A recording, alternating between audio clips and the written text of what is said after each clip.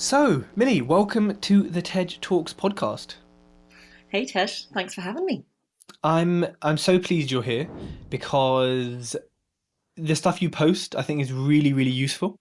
Your clients, when I see them and what they're posting and how they're posting, it makes sense and it works. And people might be listening to this and thinking about, wait, what are we talking about? Are we talking about property? Are we talking about social media? Well, we're kind of going to talk about both people because Millie knows exactly what she's doing when it comes to social media. Amazing tips for how to grow your profile. And really, I think what most property investors want is how can I raise money? And well, if you're not following Millie on Instagram, and the Instagram will be in the show notes, or if you're on YouTube, you can see it on screen. You need to go and follow her. So before we get into that though, because I want to give people like a social media masterclass, like I want to give them anything and everything and go through some like frequently asked questions, some top tips, some mistakes, some myths about social media. And I think predominantly Instagram, that's the platform you use the most, Yeah. which I think is quite a good platform. We can get to that. Before we do all that, like, who is Millie? What do you do? What's property to you? Right, well, that's quite a big question. But yeah, so I started out, so I used to be a head of social media for an advertising agency in London. And, that's sort of what not everyone is aiming for, but maybe what I was aiming for at the time. And I was doing things like social media strategy for big brands like Walker's Crisps, Royal Caribbean Cruises. I got to go on the world's largest cruise ship and launch their ship on social media, which was awesome. So it was a pretty cool job. And it's a great job when you're young because you get to meet loads of people and it's just really fun. But I was looking at my seniors who are about 10 years above me, and I thought, I actually don't want your life. And at that point, sorry if they're hearing this right now, at that point, that's when property sort of came into my world. It was through my late partner. We went on this property day where you like learning about how to invest in property, and we both really loved it. I mean, we did get sold the whole financial freedom in 7 days. This is the best thing ever. Like, yeah, it was a bit of that, and I totally bought into that and thought, oh my god, that sounds awesome. But we did follow through with it. So I moved from London up to Newcastle, which is where my partner was from, and it's now our investment area. And I just went full hog and was like, yeah, I'm going to do property. I'm going to really love this. And my God, it's really hard. It's really lonely doing property. I'd gone from like working in a busy team, like working with really huge brands and seeing massive results to like sat there on my own because he's in the Navy. He was in the Navy. Traveling the world. So I was on my own up in Newcastle, new city, didn't know anyone, didn't, I'd learned all I needed to learn about property, but obviously it's boots on the ground experience that matters, isn't it? And it was really lonely. And I finally managed to get sort of in the groove, started buying property. And then I sort of realized I was missing social media quite a lot. I was missing the buzz of it. And I was looking at what people were doing on social media and property. And I thought, they need some help. Like I was seeing so many mistakes. I was seeing so many things that they could improve with just a little bit of effort. And so that's how posting property began. And I thought, you know what, I'm just going to do this to like help people out on social media. I really didn't have any plans with it. I was just going to start it and just help people out for free with some tips and some videos. And then it sort of grew. And then I started getting clients that, property investors who were looking to grow their personal brand or get more angel investment or whatever it was that their goals were on social media. I was helping them do that whilst doing property. And then I realized actually this is great because I get to do a bit of both and I get to network with these really amazing property investors who are doing insane things. And we learn from each other because I'm teaching them social media, we're chatting, I'm hearing about their deals, I'm getting inspired by them. And it was just a really great meeting of the two worlds. And so finally I'm not lonely in property anymore because I've got a whole group of people I can chat to all the time, which are my clients or even the Instagram community. So that's how sort of property and social media came together. I love that. And I think the kind of thing you said about learning all you need to learn for property, having the theory down, but then actually taking that into this is a real house, this is going to cost real money. Like, okay, spreadsheet says this, but real life says this, and then trying to work it all out together whilst, like I said, being alone or not necessarily having a community that early on. Like, when you were in that kind of situation, did you feel like giving up? Did you think, oh, this is like too much? Let me just go back to my old life and live that life that the seniors were living? Or like what kept you from giving up? Or yeah, talk me through that. That is the one thing that I think is good about those overly priced trainings is that I had invested so much money in my education. There was no way I was giving up with my tail between my legs and going back to London. I had like done the big talk to all my friends. I was like, right, I'm doing property now, guys. And they were like, what are you talking about? Why are you doing property? This has got nothing to do with what you've done before. And I had invested a lot of time, a lot of money in my property education. And at that point, I was like, well, there's no way I'm giving up now. I have to make it work. There is no going back. We bought a house up here. I actually really love the Northeast. And I was just thinking, well, I can't go back to my life. I need to make this work. So I would now not recommend that people do those big expensive trainings. There are so many other routes now that didn't exist at the time, or even if they did exist, I wouldn't have known about them. So I wouldn't now recommend it. But I do think for me, it was key also because I had such a different mindset. Like, I think you're different. You're very entrepreneurial. You've always been thinking about the next thing that you can do. I was such a 9 till 5er. I had such a bad mindset that was like, I'm just going to work until I die. And I just didn't know there was anything else out there. And that is what the training provided for me, that massive mindset shift. My mindset is now so wholly different to how it used to be. And that is what the training provided. And that is that, and the fact that I'd invested so much money I couldn't possibly quit, were the only things that I would now say, I'm so glad I did the training for that reason. Yeah, I think there's a few things there. One is the accountability. You told your friends you'd made a deal about it. It was kind of like, oh crap, I have to do this now. You'd kind of already decided like, oh, it's somewhat this life isn't for me. I don't want to like I just don't want that. So there was something kind of pushing you there. But then also, spending the money, and a lot of training companies will not advertise that, but they know that you know that level of commitment financially can, hopefully, should lead to some sort of result.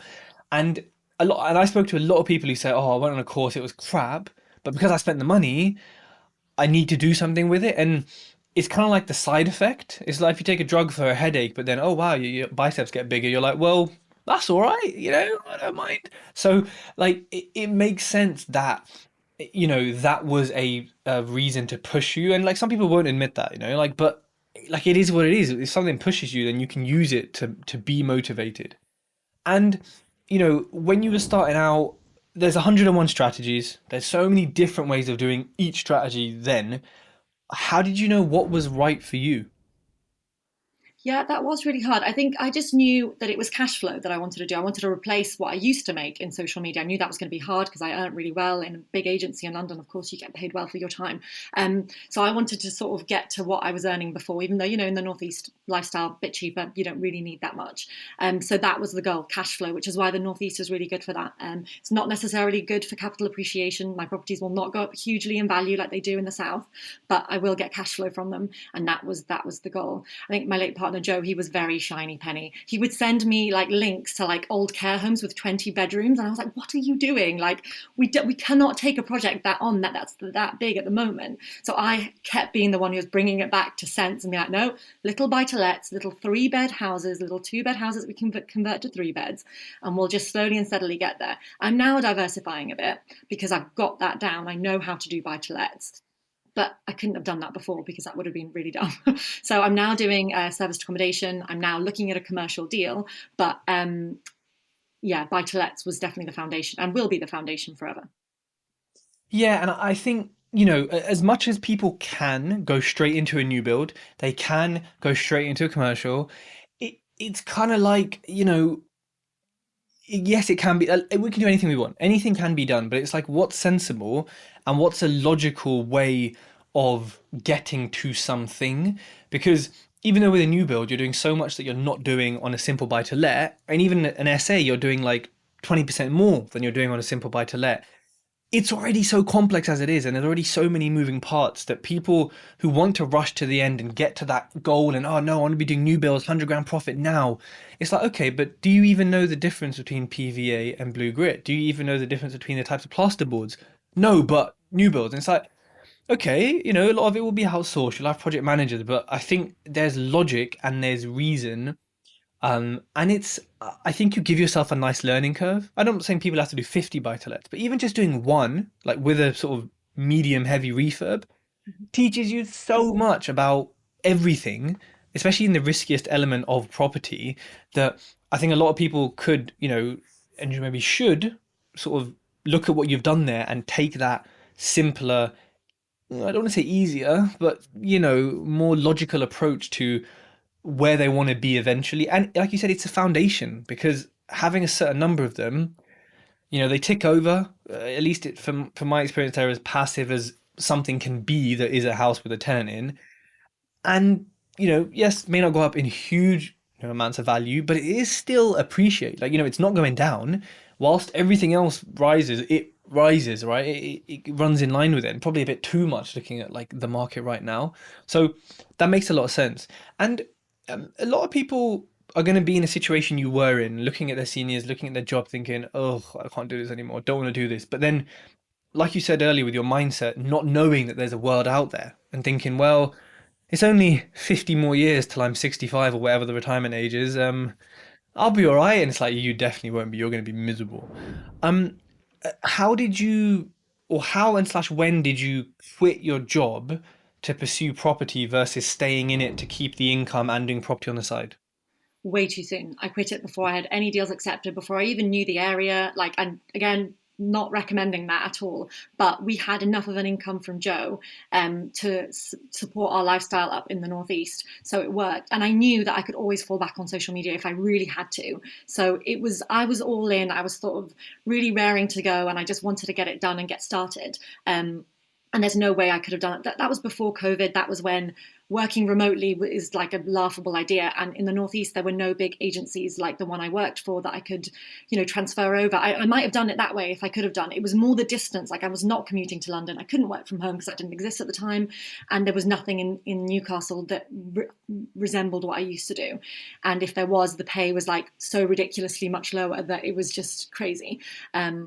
So yeah, so I just sort of went all in, but I definitely wouldn't recommend that now. I do think it's good to have another income stream, and I mean that's why as well. I think of property now as more of a long game. Like I'm not taking any money from my portfolio.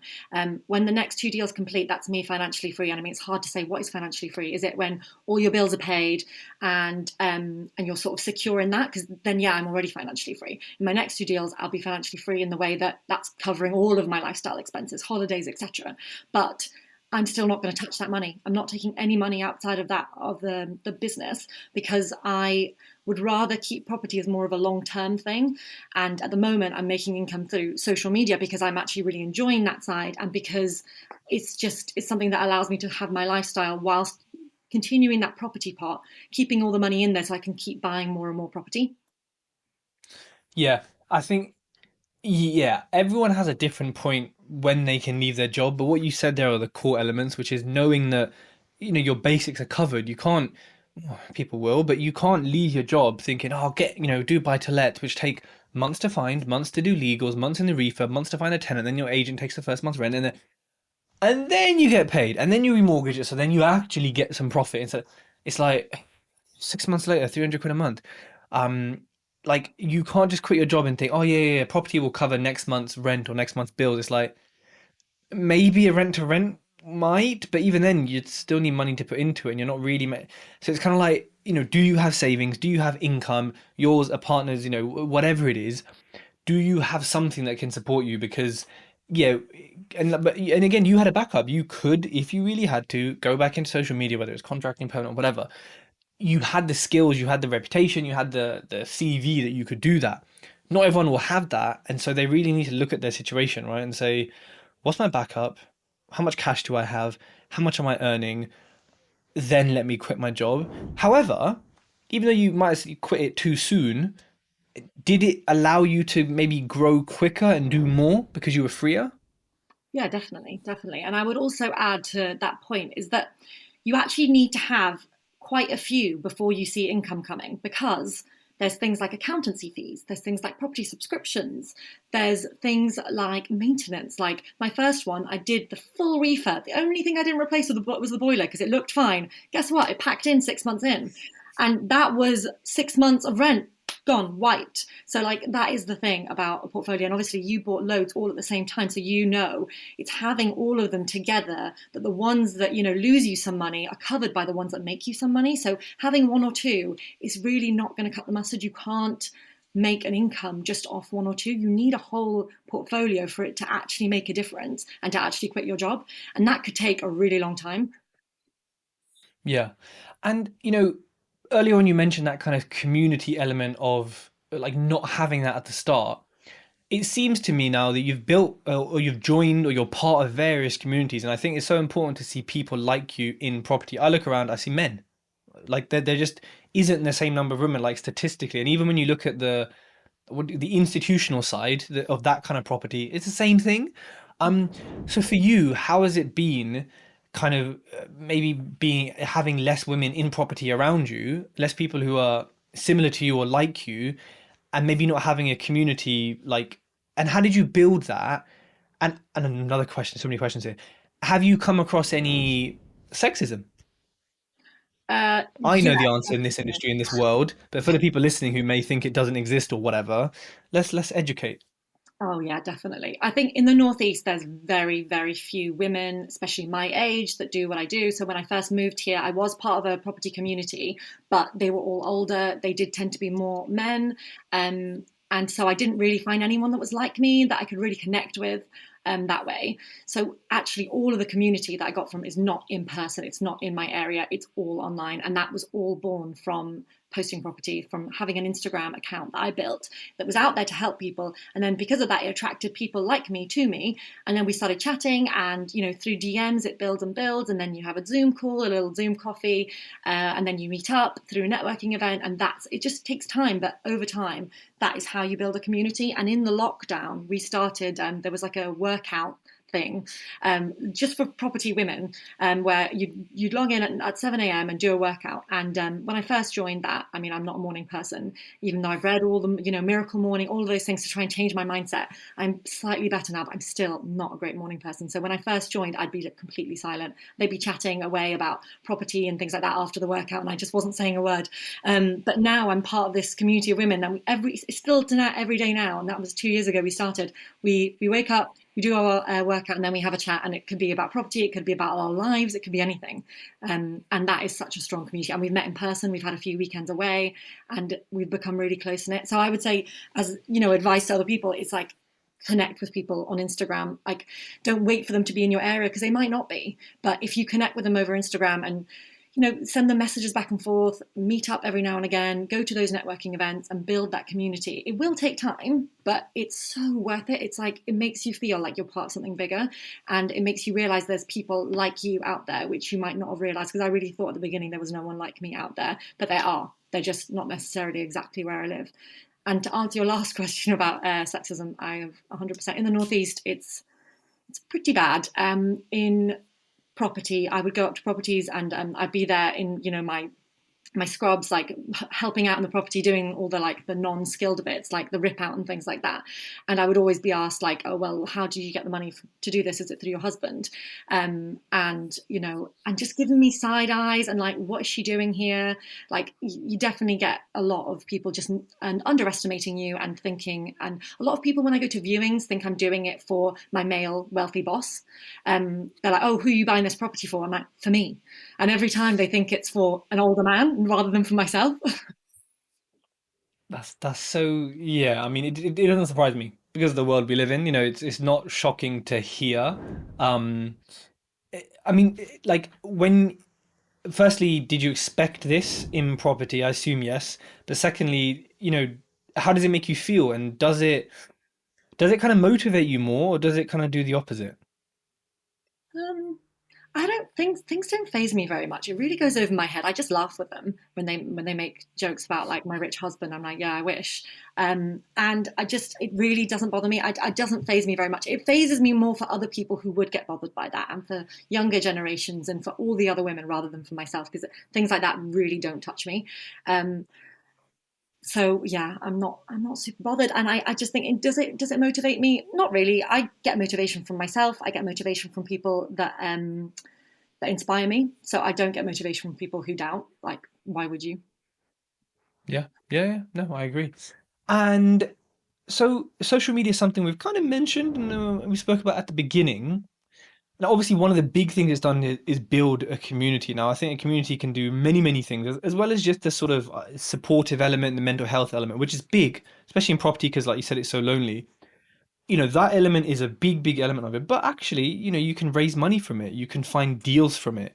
You can like there's so much you can do from it that actually, because a lot of people say to me, "Oh, well, if I spend time on social media, then, I'm taking time away from my business or generating profit." And it's like, no, yes and no, because actually this can generate profit. So apart from the community and that, what else has social media given you, and maybe some of the people you teach how to use social media, what kind of things has it given you and them? Because I want people to understand the benefits and why it's worth them putting time into social media.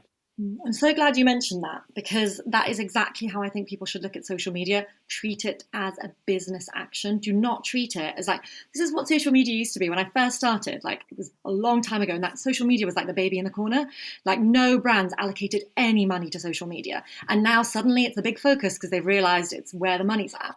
And now I'm encountering that same attitude sometimes with property investors where they're like treating it as like the baby in the corner. I'm like, it is like one of the most important elements of your business. Growing and scaling your business through social media is absolutely huge. Like, why would you not treat it as a business action? Like, of course, you should invest time and money into it because it's a business action. Like anything, like direct to vendor, like any other strategy within property, it's a business action. So it should be treated as such. And in terms of what people have achieved from it, I mean, it's just next level in terms of angel investment that they've managed to raise, in terms of growing their personal brand and their personal profile, so that they're now on podcasts, they're in big headline news articles. They have grown networks around them that have allowed them to get in touch with builders or trades in the area, or other investors in the area who have leveraged them and given them opportunities that they might not have gotten beforehand. So it's really sort of never ending what you can get from social media, and some of the things you won't even expect. I imagine with you, when you first started, you were sort of documenting and doing a thing, you didn't actually realize how much you could actually get from it. It's one of those things that sort of snowballs as well. Yeah, definitely. And I think, the exposure that you mentioned, that like people going on podcasts, people kind of being asked to be in magazines and newspapers, things like that, like that kind of thing, especially in today's world, builds the credibility and the trust that will lead to, someone calling you out of the blue and saying, "Oh, I've got a house I want to sell. I don't like estate agents. You seem trustworthy. Saw you on here, saw you on there, whatever." Or, "Oh, I met you at an event." And, or, the best kind of things, I suppose, for us investors is, "Oh, hey, I've got 100 grand. I've got 300 grand. I'm looking to invest it. I don't want to be involved. What can you do for me?" Or even, I've had it before, like property traders, for example, who are very mysterious and don't really talk, and they just put stuff in auction and they disappear, kind of say to me, or kind of watch me for 6 months and then be like, "I think you're ready. I think you've graduated." I was like, "Only took 6 months." And to send me deals, and some of the best deals I've ever had. And when the market, returns to normal, whatever that is, we'll be doing business again. And like, if it can get you deals and it can get you money, I mean, what else do you need in property? If you got money, you got deals, you got deals, you got money. There is nothing else there. Emily, for people who say like, "Oh, you know, it's a waste of time. Like real G's move in silence. Like I'm not going to tell people. I just want to kind of do it behind the scenes."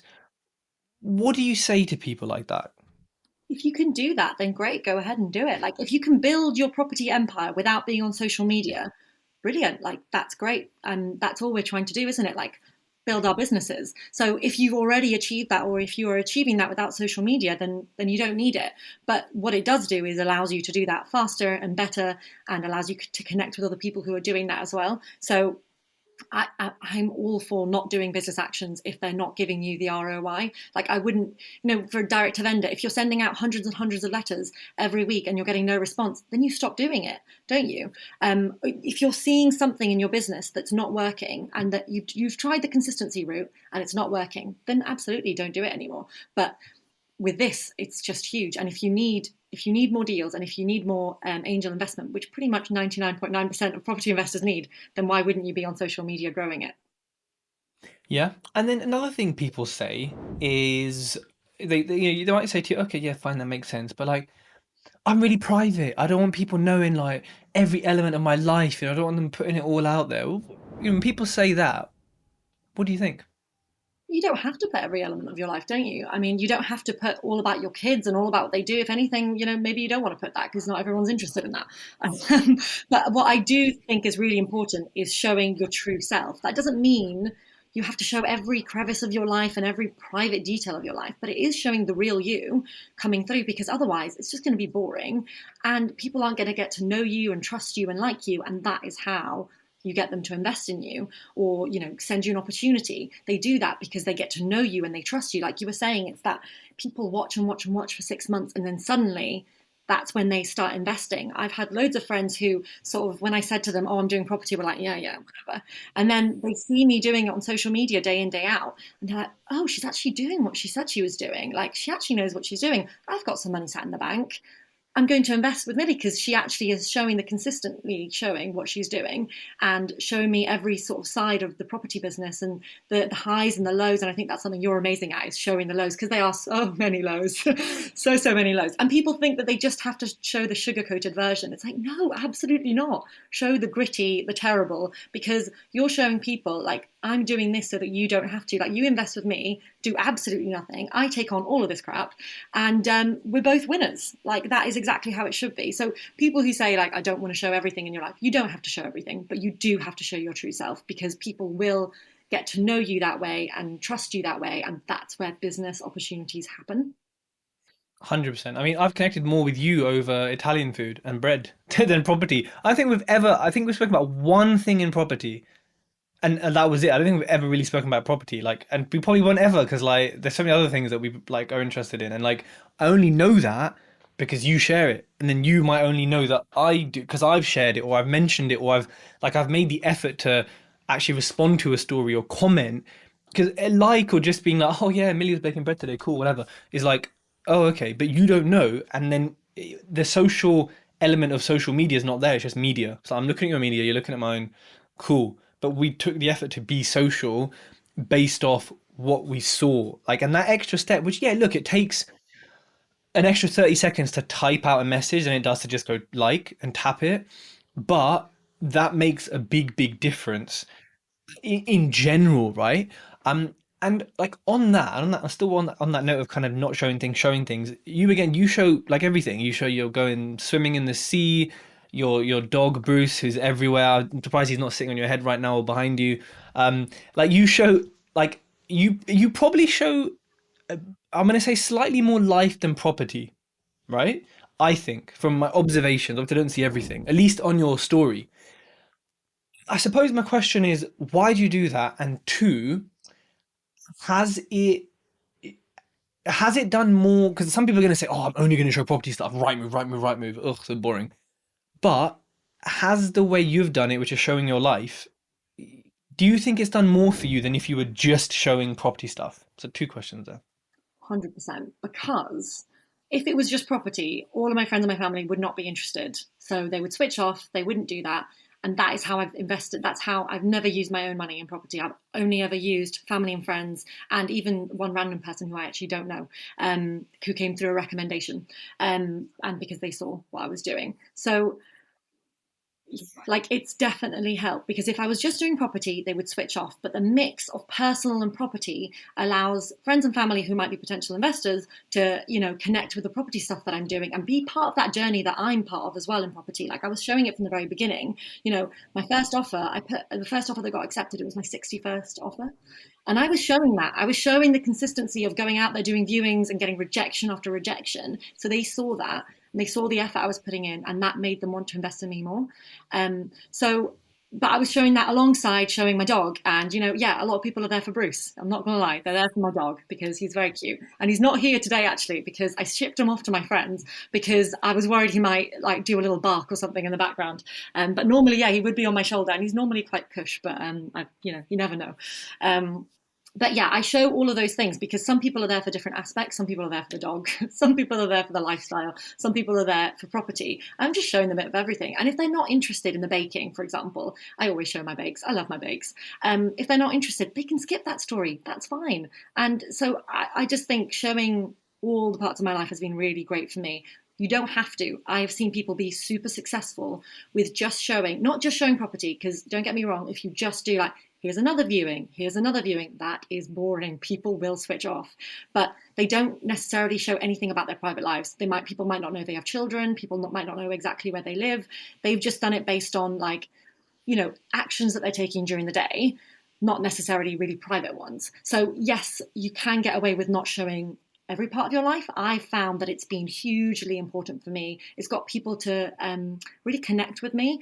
And that is why when Joe died last August, I got such a massive influx of messages from the property community who had been watching all my stories, and not necessarily like you're saying, they weren't necessarily like responding to me every time or anything, but they had been watching that, so they got to know me. They knew me. They knew Joe because they'd seen all of the stories I was posting. Every time he was back from the Navy, I'd hand him a hammer and be like, "Get to work," and they would laugh about that. And they got to know us. And so when he died, that was a personal thing for them too. Like, I can't tell you how many people were personally affected and were grieving, even though they'd never met me or Joe. And that is because I'd shown my personal life. And I think that the value of sharing who you really are is incalculable.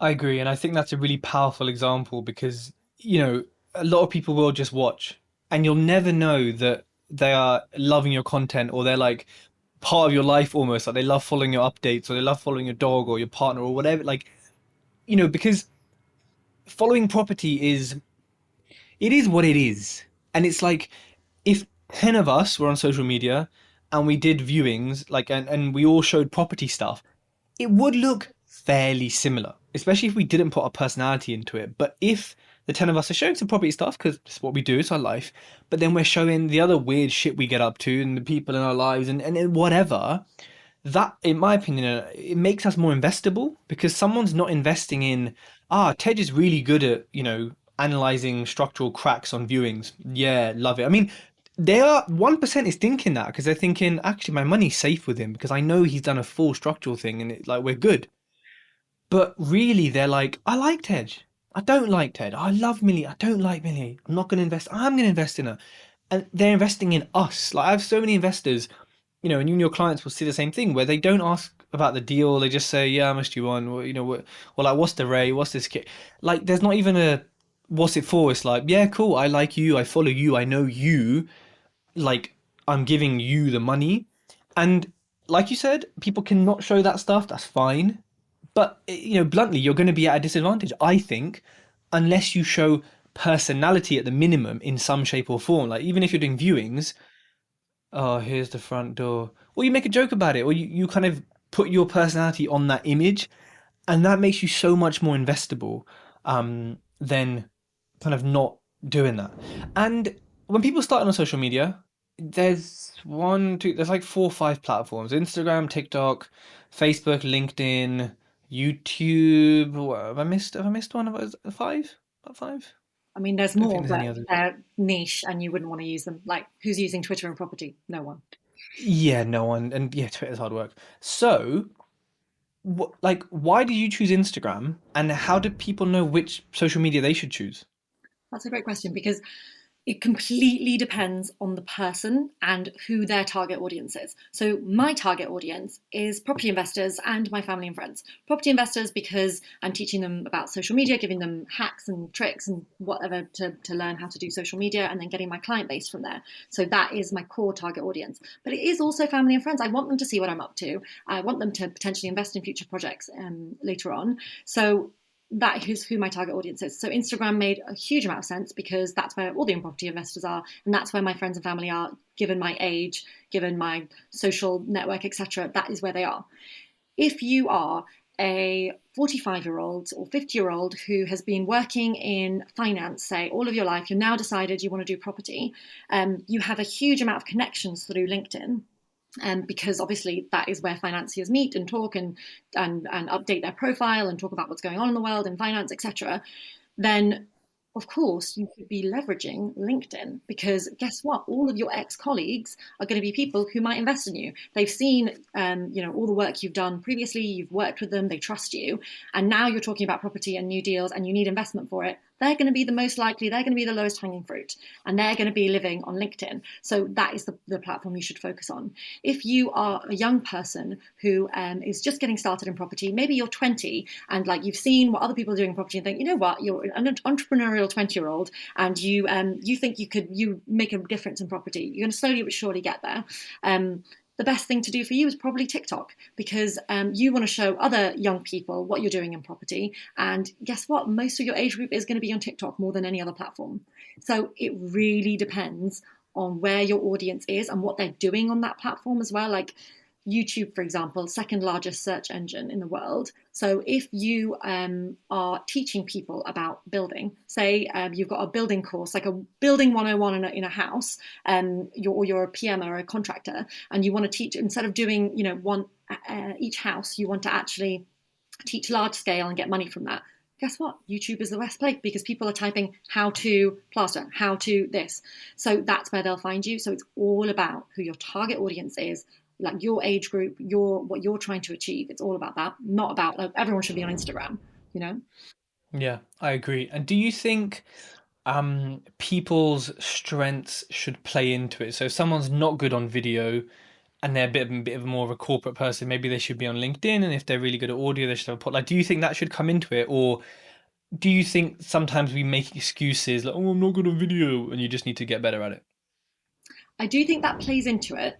I wouldn't, if someone is really bad on camera and has a really slow, monotonous voice with like no tonality to it, for example, like please don't start a YouTube. It's going to be so boring. If you hate the idea of video editing and all of that, and it's just not your bag at all, then maybe that shouldn't be your platform. So I do think it should come into it somehow, but I don't think it's a be all and end all, because property and everything related to property is all about coming out of your comfort zone. So if something doesn't feel comfortable, that doesn't necessarily mean it's not right. All of my clients, the first thing they say to me is, oh, but by the way, Amelia, I'm not going to be one of those people who gets in front of the camera. Guess what? They're all in front of the camera now. Because I was like, yeah, we'll see about that. That's session 1. After session 8, we'll talk. And by then they're like, yeah, I totally get it. I'm in front of the camera now. It's fine. Because that is just a question of growing your mindset, growing that out of that comfort zone, because no part of property is comfortable. No single part of it is comfortable. So you need to get used to getting out of that comfort zone. Yeah, a lot of people say to me, I mean, you definitely said nicer, but a lot of people say to me, oh, oh, I'm not good on camera, or like, oh, I need to do it, I want to do it, but like, I don't know. I'm just like, shut up. Like, you're just chatting shit. Like, because when you were 1, you couldn't walk, you couldn't talk. Now look at you, fucking you're chatting shit right now. So get in front of a camera, practice, blah blah blah, do all the techniques, practice, go follow Millie's Instagram, take on those tips, practice, get it out there, get feedback, and like with anything, just like you said about comfort zone, get out of your comfort zone. Obviously, if you haven't got the monotonous voice, etc., but you have to push to in order to expand that kind of zone and what you're comfortable, what you're able with doing. And like you said, a lot of people come back and say, "Oh, it's not as bad as I thought," or "Oh, I love making the videos," or "I got really good feedback." And then people realize, "Oh, actually, yeah." And the same with property. Oh my God, how could I do a refurb? 10 later, you're like, "How could I do another one? I hate them. Bloody been there, done that." So, it does change you the more you do it. And when people are starting out, a lot of people, I think, get quite hung up on sort of the name, so company name or brand name, logos, colors, that sort of stuff. How important is that to you when people are creating a sort of personal brand in property? Um, so I totally agree. Like, and I think within social media, it's much more important than it is in property. Like I, for example, agonized over what my property limited company should be. No one needs to know what your limited company name is. It's very likely that you'll be creating several and then putting them under an umbrella at some point. So it doesn't make any difference what your property. And also, one big mistake I see everyone make is that they take the limited company through which they're buying properties, and that's the name of their social media handle on Instagram. I'm like, you don't need to do that. Like it doesn't need. And they're like, oh well, but that's the name of my company. It's like, who cares? No one cares. Like it doesn't matter that that's the company through which you're buying a property. That's just a vehicle to acquire properties. It's got nothing to do with your personal branding. Your personal branding is about you, not about the company. And one big mistake I see people make is hiding behind a logo. You know, they'll have their business name that on Instagram, their handle is going to be their property company name, and the picture, the profile image, is going to be their logo. I'm like, oh my god, that's so boring. Where are you? They don't even have their names in the profile. I'm like, who am I supposed to be referring to here? It makes them sound like a nameless, faceless company, which is the exact opposite of what they should be trying to do, which is become personable, relatable, and someone that you want to invest in. Why would you invest in, random company with a logo you don't even know who they are? So absolutely, I think that is hugely important. Um, but one thing I would say is that it does make a difference. So, like when I worked with Charlotte from Accidental Female Developer, like we workshopped that handle together before it was Charlotte Homes or something like that. How impactful is Accidental Female Developer? Because she accidentally got into property development, and the name lends to that. And then people think, oh, why is it that? And then they learn about her story, and her story is insane. It's amazing. It's beautiful, and really impressive. And that handle lends to that. So handles do make a difference. I do think it is important, but please don't obsess about it too much. Like if you want help on that, we can talk about it. But a lot of the time, it can just be your name, and that's all it has to be. Yeah, and yeah, her story is amazing, and actually the name works so well because it's got three different things in it, all of which is something to talk about separately, and then something to talk about together, and then in different ways. And like, there's just so much, I suppose, when you see that tag, you can ask. Like, there's so much conversation that can come from it. It's like, well, how does this all tie together, and why, and what does it mean? And so, like, it's a solid tag that, I think she's the only one who has a tag like that I'm aware of. It's like super unique. It's what people will refer to her as. And then also when they discover the story, they'll hopefully be inspired to say that, oh, well, if they can do it, I can do it. And so there's so much that goes on with a tag. Now, I think it's hard to think of a good tag, especially one as powerful as that. Because I know people get kind of stuck on like, what should I call it? What does the name have to be? But yeah, solid advice. Like, don't get hung up on that. And speaking of things that people get hung up on, what are some of the common mistakes that you see people make in social media, whether people are new to it or whether people are experienced? What are some common mistakes that people just keep making? I think a lot of people go on Instagram, see what other people are doing, and think, oh, that's what I'm supposed to be doing. So they just copy it. So my feed is often filled with like a picture of a property mid refurb, and it's like rip out has begun, or we're doing second fix now. And it's just a bit boring and it's a bit samey, and loads of other people are doing it. So that's where personal branding comes in. And that's where you need to stand out on the feed and be your own person and be different. So don't just look at what others are doing and think, oh, well, if they're doing it, I should do the same thing. It's like, no, you should do your own thing. You should do something that stands out and that doesn't just make you blend in with everyone else. Like if I see another picture of a swirly carpet, it's so boring. You need to stand out, and you don't. And it's not just through color. You know, people think of branding and they think about color. And of course, you've become like really renowned for being that bright yellow, which I'm surprised you're not wearing right now. Yeah, I, So, I like, just, you know what? I just forgot. I just literally forgot. I was just like, bleh, it's fine. My editor can Photoshop it and make me yellow. Like I'll just stay still the whole time. I mean, you don't need to anymore because that is now what people think of you as. Like, if Tej, oh, the guy in the yellow, oh yeah, yeah, that's him. So 100%, there is something really powerful about having a color that's you and that really, speaks to people about who you are and what you're doing. It doesn't have to be a color though. It could be a person or a thing. For example, Bruce, like everyone always mentions Bruce whenever I meet them because he is basically my personal branding. Like he's part of my branding. He's part of my like personality, as is my baking and the fact that I'm really anal about food because I'm Italian, and if people do something disgusting to pasta, I will tell them that it's You unacceptable. should tell So them. I've Yeah. got a reputation for being, a bit of a food snob, which I'm totally okay with. So like there's all these elements that come into play. And one of the biggest things, one of the sessions I do with clients is, well, let's think about what makes you you. What are the things you love? What are the things you hate? What are the things that friends are like always telling you, that's really weird that you do that, or I love that you do that? What are those things? Because let's play on those. Let's use them. Is there something you always put on your head? Is there something you always do with your hands? Like, are you always doing this with your hands all the time? I don't know. Like Property Apprentice, he always says, "Big up the grafters." That's his like tagline. Mm. So, like, is there a tagline? Is there something you say all the time? Is there something you do all the time? Is there someone you're with all the time?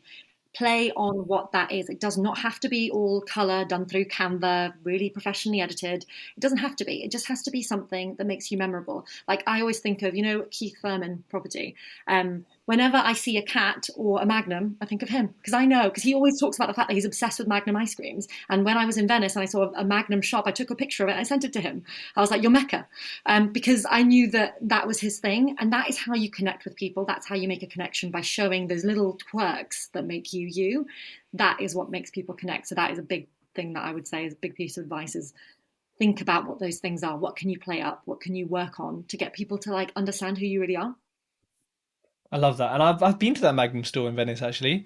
It was I don't know, it was a bit underwhelming. I don't know, I just it was a Magnum made in front of me, and then some toppings, and I was like, yeah, but I could kind of, I don't know, it was nice, but and also a strange place to have it. Like I thought this really incredible old, I know it's super touristy now, but like old beautiful town of Venice, and you got some new Magnum. I'm like, I want some Italian stuff, not like this. Just, but anyways, yeah. Yeah, I I didn't go love there. that. And I I didn't go there because if you're in Italy, you should be having gelato, like freshly made Yeah, gelato. What are you doing getting a Magnum ice cream that you can get anywhere in the world? Go get yourself a gelato.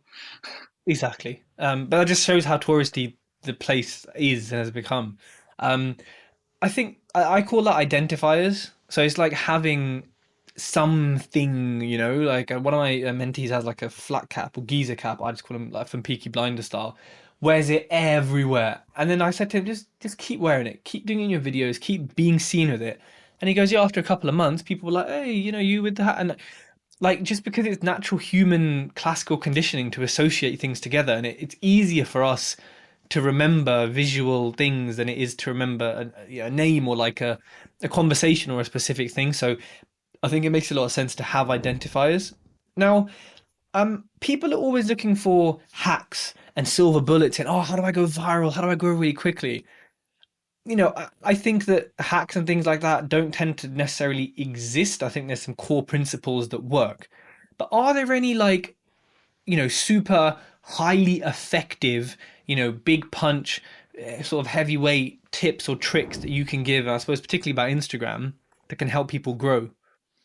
I would say to people who say, "How do I get viral? How do I get thousands of followers?" Why do you want them? Like, I think a lot of people get fixated on the idea of like success equals huge numbers of followers, or your video going viral. Actually, that's the last thing you want. If my video went viral, I'd be raging because it would suddenly be loads of people who weren't my target audience following me, which would make my engagement really low, which would stop people seeing the people I want to be seeing my content, seeing my content. I would much rather have a smaller following who are all my exact target audience and who are all engaged and who will know me really well. Like, that is so much more important than having loads of followers. If my video went viral, those people would all start following me, random people, none of them in property, none of them interested in what I'm doing. Then the algorithm would be like, well, right, you need to create more viral stuff now because you've got to keep that going. And then that would be really hard to do because you can't predict what goes viral, and your engagement will start dropping. They'll stop showing your content to your actual real target audience. Terrible. I don't want to go viral. I don't want thousands of followers. I'm really happy with my small numbers of very engaged, exactly right target audience. So that is the first thing I would say. But of course, I will also give you some advice about like how to, increase, do better on your social media. This is really unsexy, but consistency is really important. Like, it's like with property where people are like, oh, what's a silver bullet in property? Like, how do I make millions? It's like, well, actually, a lot of the time it's through consistent action. So within property, it's continuing to view, it's making relationships with estate agents, it's following up on old deals and offers you've put in. It's the same with social media. It's like consistency, posting regularly. So it doesn't have to be that you have to post every single day. I don't post every day. I don't recommend posting every day. But say you've said to yourself, right, I'm posting 3 times a week. Make sure you do still post those 3 times a week. And there are consistent actions you can take daily to help grow your following. So if you want more followers, it would be 15 minutes before you post, go on Instagram and start engaging. Go on your stories, comment back to anything that speaks to you. Like, don't do fake engagement, for the love of God. I know some people do this. They copy and paste the same message, like a whole bunch of flames, for example, flame emojis, and they'll do that on every single person's post because they think that they've heard that somewhere, that that's a really good idea. Terrible idea. Please don't do that. Not only will it make you hated, and I know someone in property who does that, and we all talk about them all the time and how annoying they are. So like, it's a small community. Don't be pissing people off in property. But anyway, so it's not about fake engagement. It should be people you would want to engage with anyway. Maybe they put a post out and it's actually giving you tremendous amount of value. You would comment saying, that's amazing, or have you thought about this, or chip in with a thought. And yeah, that'll take a bit of time, but all you have to do every day is consistently do those actions. So 15 minutes before you put your own post out, you can go out and you can start liking and commenting on other people's posts. You can send DMs to people based on their stories, building a real human connection with them. When your post goes out, the likelihood is those people are more likely to see your post. Instagram is warmed up and they think, you know what, you're a valuable member of the community. I'm going to show your post to more people because you've actually actively partaken in that community too. So Instagram sees that and knows that. So I would say that is a big thing that you can do, like a consistent action you can take every day, which does not take long and adds value and will help your Instagram grow as well. I love it. And consistency, I suppose, applies to anything in life, but particularly when there's an algorithm kind of watching you and kind of tracking you and saying we want more content, we want more consistency. Um, Reels. Reels have kind of evolved from, I suppose first just being there to compete with TikTok from Instagram, then kind of becoming their own thing, then becoming quite edited, but also ones that are not edited, but Reels, I suppose at least the ones I see that do the best in terms of just pure engagement, and this is not necessarily what you want, is kind of glossy. The music goes with it. It's nicely edited. Blah blah blah. What are your thoughts on Reels and maybe the production quality? Because a lot of people will look at the popular Reels and say, "Oh, like I haven't got an editor. I have to do. Oh, I just want to make content." And most people have an iPhone or a good quality smartphone. So, what are your thoughts on production values on Reels? I use my iPhone. I don't have highly edited videos. You'd expect maybe that I would put more effort, more money, more time into that. But actually, I want to show my audience that this is how you can do it just with an iPhone, not spending a lot of time on it. I never spend very long on my content. Like I spend the time and effort, but I don't obsess over getting it perfect, perfect, perfect every time because I'm acting as an example. I want to show people it can just be a bit rough and ready. It doesn't have to be super glossy and perfect for it to be impactful. And with reels, there's so many different types of reels. People get afraid of them because they think that you have to be dancing in front of a camera or it has to be super slick and edited. Reels could be anything. It could be you reacting, the green screen effect on Instagram, Mhm. be you reacting to a headline piece of news that's behind you. It could be a piece of news about how inflation has hit 10%, whatever. It could be you reacting to that. That's all, and that would not take very long to create, would it?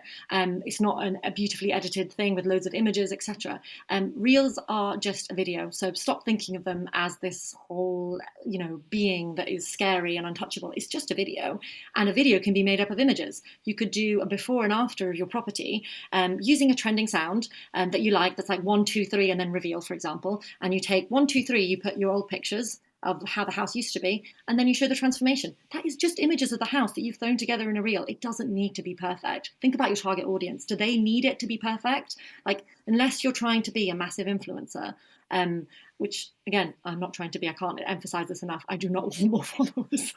um, I like if you want thousands and thousands of followers, if you want to be an influencer, then yeah, you do probably have to spend a bit more time and make it really perfect. But none of you really need to do that. You're in property for a reason. You're doing it to do property, not to be an influencer. So it doesn't need to be perfect. It just needs to be a bit more interesting than a single image post. And that's not to say that you shouldn't do single image posts, because I think there's a place for all types of content. That's the best thing about Instagram. The fact that it's basically like 10 platforms in one. You've got reels, you've got carousel images, which is the swipe gallery type posts. You've got single images.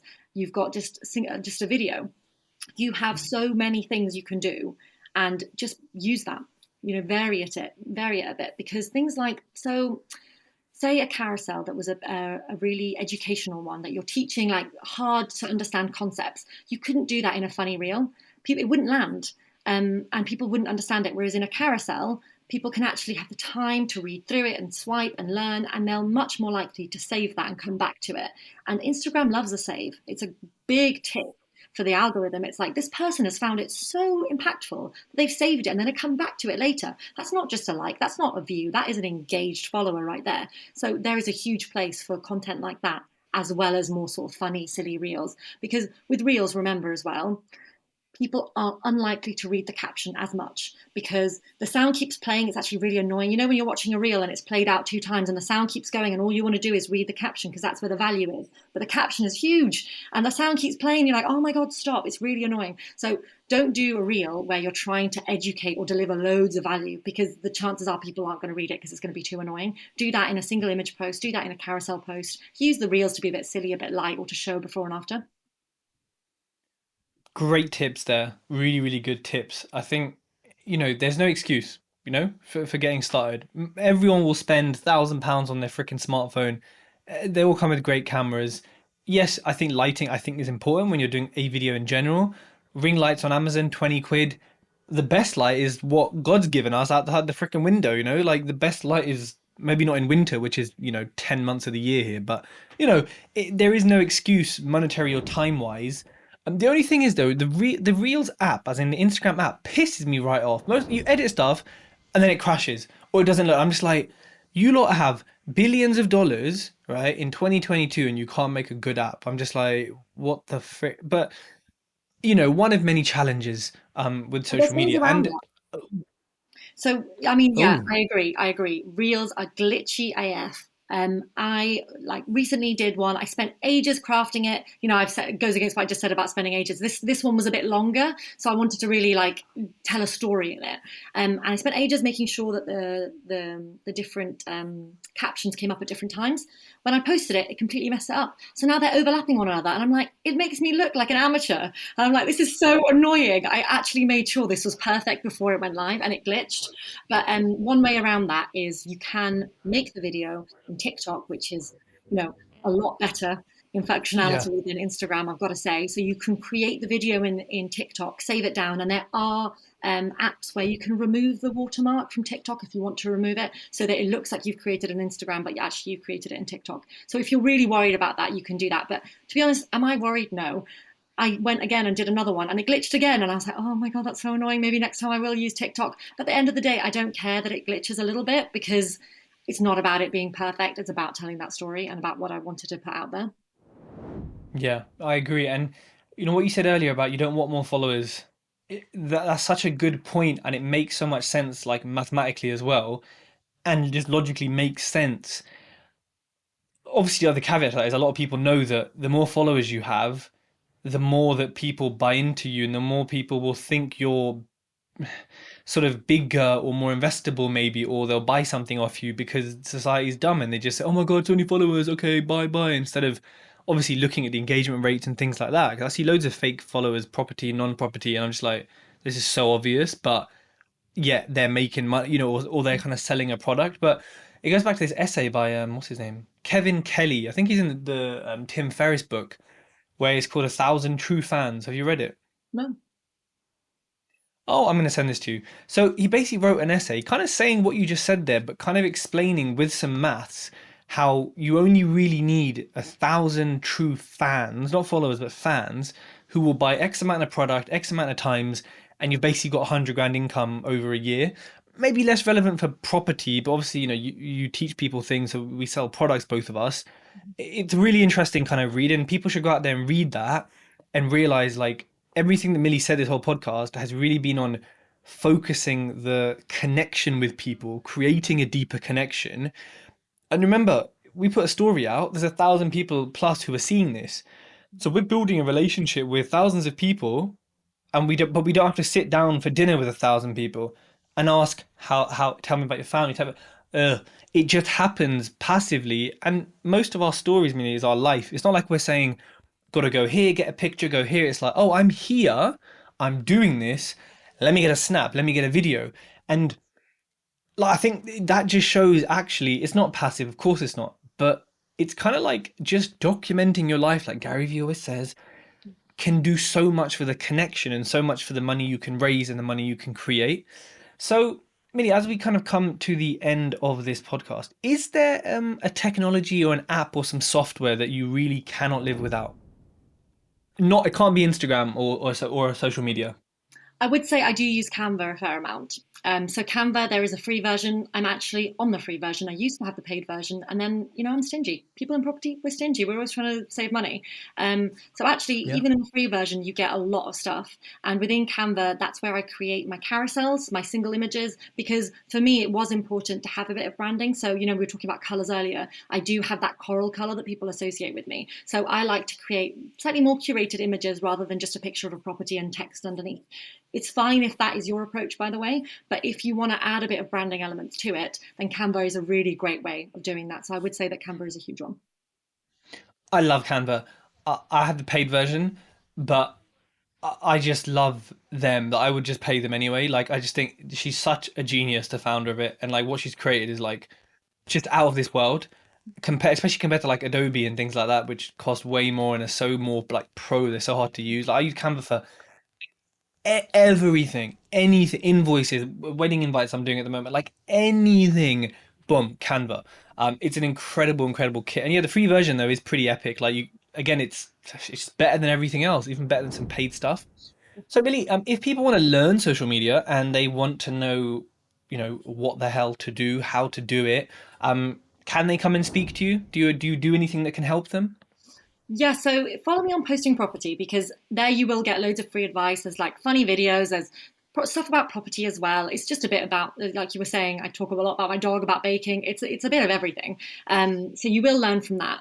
But if you want sort of in-depth help, then you need like more one-to-one support. You want to workshop a handle. You want to learn how to do it properly. And maybe you see Tej and you think, wow, he's got an amazing social media. I would love to sort of get to a professional level rather than just if you're someone who maybe like buys deciding to buy a couple of properties, you maybe need one or two angels. You know what? You probably can DIY it. You can look at free advice. You can take it on and just do it that way. If you are looking to escalate a bit more, if you're looking to really grow a personal brand, really connect with people, then we can work more on a one-to-one basis. And that's where I do my program where I work with people individually and do that together. And I just love it so much because I see you grow and I tell you off, and that's one of my favorite things to do in life, is tell people off if they don't follow my advice. So it's just a win-win all around. And I love it. And the results and actually with what you're doing, the results are there because people just need to follow the people that you've taught, and I follow them, and I can see the results. And it's like it's one of those things where you can just say, well, look, go look at their profile. Go look at the numbers, go look at what they've achieved. And I think your passion really comes across in that sense, which is why you're also in my community, my TED Talks community. You are the queen of the social media channel. So if anyone has any questions or anything specific, and I know you wrote like some essays in there the other day, with so much value in, then people can join the Discord as well, and they'll have some access to your knowledge. But I'll put your Instagram in the show notes. And all that's left to do is to say thank you so much for coming on the podcast. And I hope people listening take your advice, because one of us is going to tell them off because we both love it. So I hope people take your advice, and we see them growing on social media. So Millie, thank you so much. Thanks for having me.